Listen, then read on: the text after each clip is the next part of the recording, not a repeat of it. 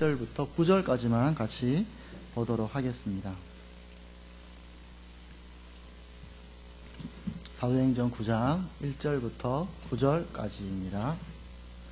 같이 교독하도록 하겠습니다. 사울이 주의 제자들에 대하여 여전히 위협과 살기가 등등하여 대제사장에게 가서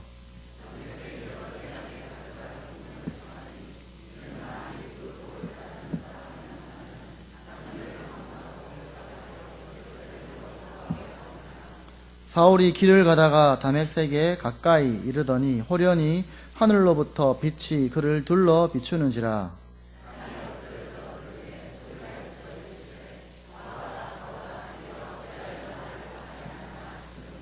대답하되 주여 누구시니까? 이르시되 나는 내가 박해하는 예수라.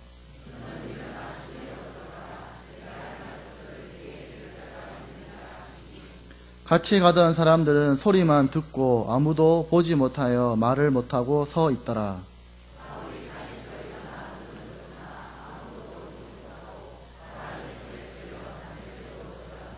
같이 읽겠습니다. 사흘 동안 보지 못하고 먹지도 마시지도 아니하니라. 아멘. 초대교회의 숫자가 기하급수적으로 늘어나고 부흥을 하였습니다. 그것이 예루살렘 전체에 변화를 가져왔습니다. 이때 초대교회 첫 번째 순교자가 발생을 합니다.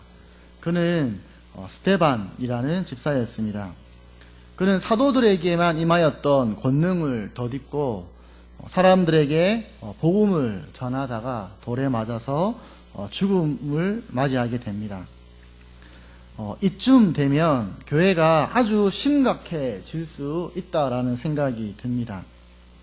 그리고 그들이 전하는 복음을 잠시 멈추고 무엇을 해야 할지를 고민해야 될 때라는 생각이 들기도 합니다.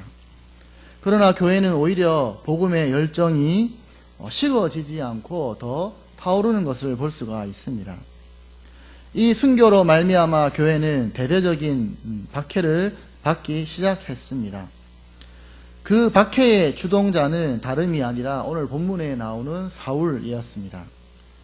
사울은 그 앞에서 이 첫 번째 순교자 스데반의 죽음을 주도했었던 인물입니다.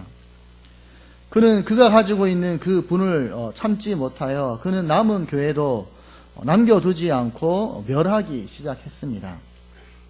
교회의 부흥에 맞서 사단의 거대한 도전이 일어나기 시작한 것입니다.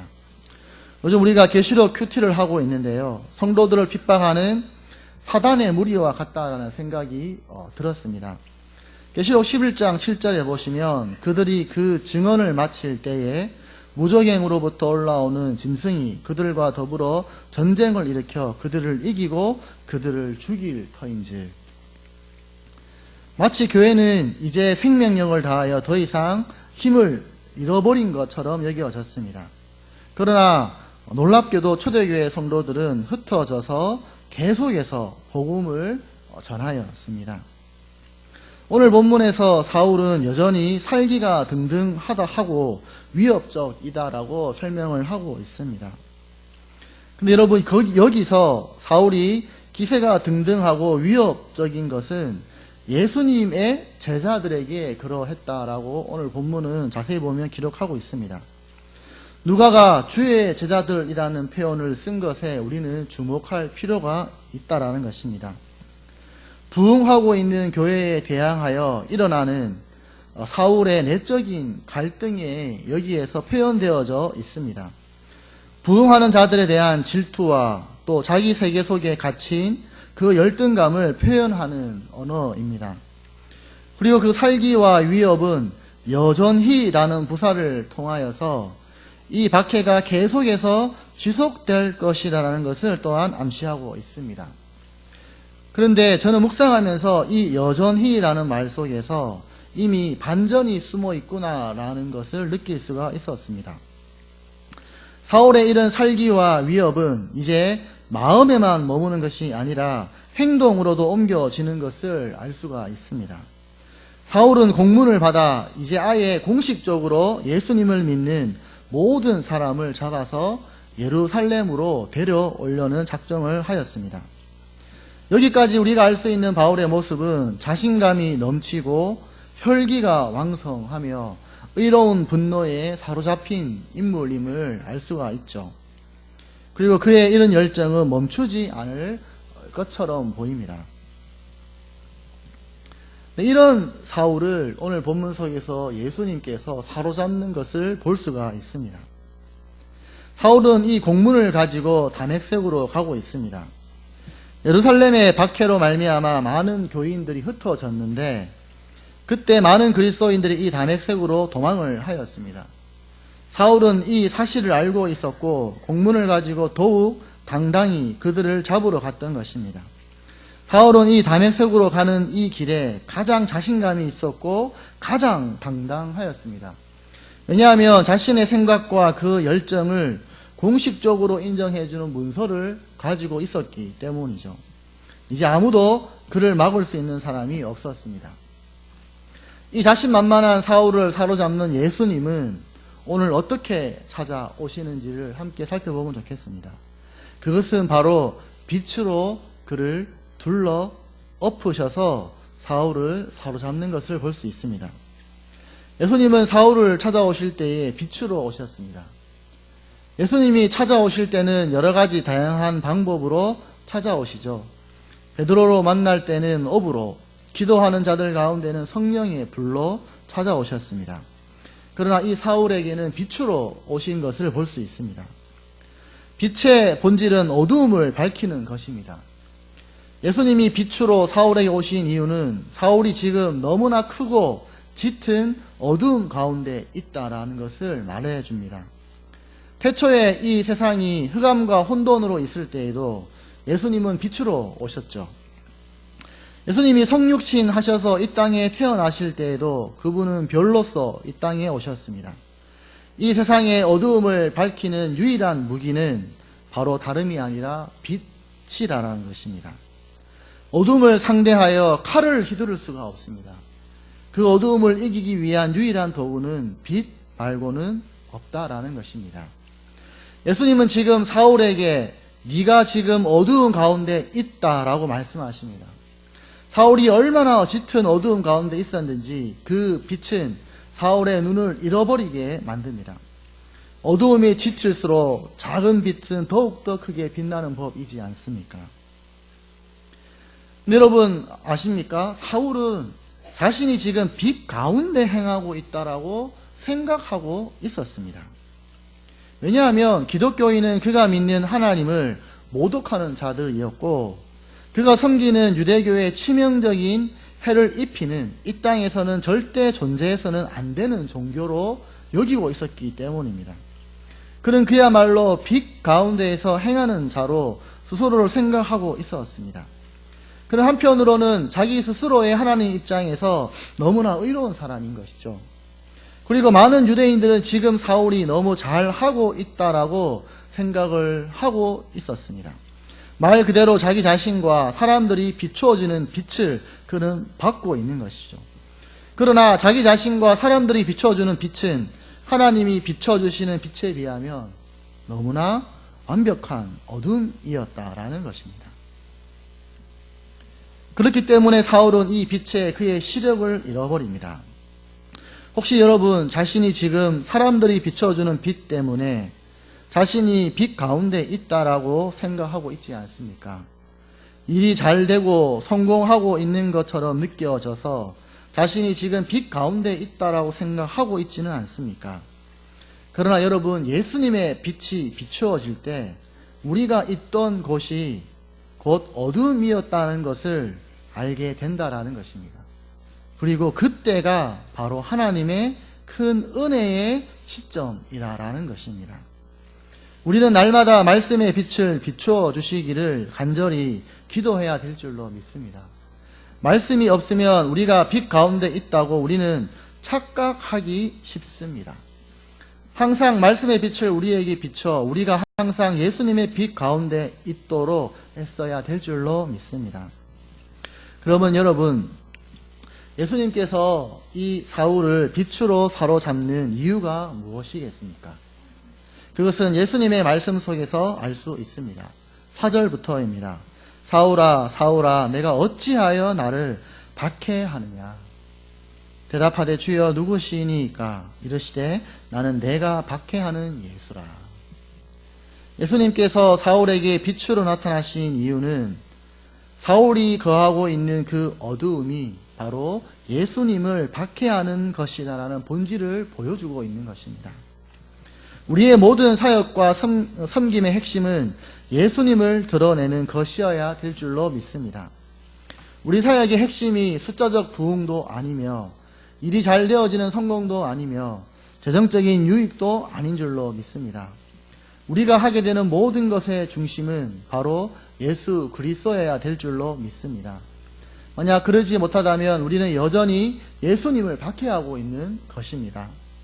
우리의 섬김과 사역을 통해서 예수님이 드러나기를 주님의 이름으로 간절히 축복합니다. 오늘 말씀을 적용을 하면 예수님은 항상 우리를 사로잡기 원하신다라는 것을 먼저 말씀을 드리고 싶습니다. 예수님은 항상 우리를 사로잡기 원하십니다. 우리가 늘 그분의 품 안에 놀기를 원하십니다. 왜냐하면 예수님은 항상 우리의 중심이 예수님이어야만이 우리가 진정으로 평안 가운데 있기 때문입니다. 그리고 예수님 안에 있지 않는 그 다른 모든 상황은 다 어두움이기 때문입니다. 우리는 예수님의 영광을 가려서 예수님을 박해하는 사람이 되지 않아야 할 줄로 믿습니다. 우리가 눈을 뜨고 있다고 해서 우리가 제대로 살고 있다고 생각해서는 안 됩니다. 오늘 본문에 보시면 8절에 사울이 땅에서 일어나 눈은 떴으나 아무것도 보지 못한다라고 이야기를 하고 있습니다. 우리는 스스로가 눈을 떴다라고 생각할 수가 있습니다. 그러나 실제로는 아무것도 보지 못하는 고 있을 수도 있다라는 것입니다. 모든 일이 잘 된다고 하여도 우리가 예수님을 잘 못 보고 있다는 것을 우리는 항상 두려운 마음으로 염두에 두어야 합니다. 저는 이 8절을 묵상하면서 이렇게 번역이 되어져서 제 귀에 들렸습니다. 귀는 열렸으나 아무것도 듣지 못하더라. 저 개인적으로 개인에게 이렇게 적용이 되어졌습니다. 저에게는 제 신앙에 있어서 듣기는 아주 중요한 주제였습니다. 왜냐하면 저는 잘 듣지 못하는 사람이었기 때문입니다. 예수님의 음성을 듣고 순종해야 하는데 저는 항상 저의 판단과 경험이 먼저여서 다른 사람의 말을 잘 들을 수가 없었습니다. 하나님이 없는 그 빈자리 속에 제가 가지고 있는 온갖 죄와 또 어두움이 저를 가려서 하나님의 말씀을 혹은 다른 사람을 통하여 들려지는 하나님의 말씀을 쉽게 무시할 때가 많았습니다. 그리고 말씀을 따라 순종하기보다 내 경험으로 판단하고 움직일 때가 더 많았다라는 것입니다. 여러분, 우리가 잘 아는 사무엘상에 등장하는 사울은 그의 평생에 듣다라는 동사의 주어가 되어 본 적이 단 한 번도 없었습니다. 본문을 가만히 살펴보시면 사울이 누군가의 이야기를 듣는 장면이 단 한 곳도 등장하지 않습니다. 사울은 하나님의 말씀은 물론이거니와 주위의 신복들과 아내, 아들들의 말을 포함해서 그 누구의 이야기도 듣지 않습니다. 누구의 이야기도 듣지 않았던 그는 결국 마지막에 아주 비참한 죽음을 맞이하게 됩니다. 제가 왜 이렇게 다른 소리를 잘 듣지 못하는가를 생각을 하면 제 속에 내가 너무 많다라는 것을 알게 되어졌습니다. 그 유명한 가시나무의 가사처럼 제 속에 제가 너무 많아서 하나님의 음성을 듣지 못한다라는 생각을 많이 합니다. 내 욕심, 내 생각, 내 힘듦, 내 어려움, 내 상황, 내 경험, 이러한 것들이 하나님의 음성, 다른 사람의 소리를 듣지 못하게 만들더라라는 것입니다. 그런데 내 생각과 내 욕심 더 깊은 곳에는 아주 큰 두려움이 저를 지배하고 있었다라는 것을 발견하게 됩니다. 이 두려움이 나를 떠나지 못하게 만들었고 이 두려움 때문에 저는 제 생각만 고집하는 삶을 살아왔던 것입니다. 이 두려움 때문에 내 욕심만 채우지 않으면 살 수 없는 사람처럼 살아왔었습니다. 저는 하나님이 현수야 네가 나의 이야기를 듣고 있냐라고 물어보신다면 저는 하나님 당신의 음성을 제대로 듣지 못하고 있습니다라고 말할 수밖에 없습니다. 제 안에 있는 두려움은 하나님을 온전히 신뢰하지 못하는 두려움입니다.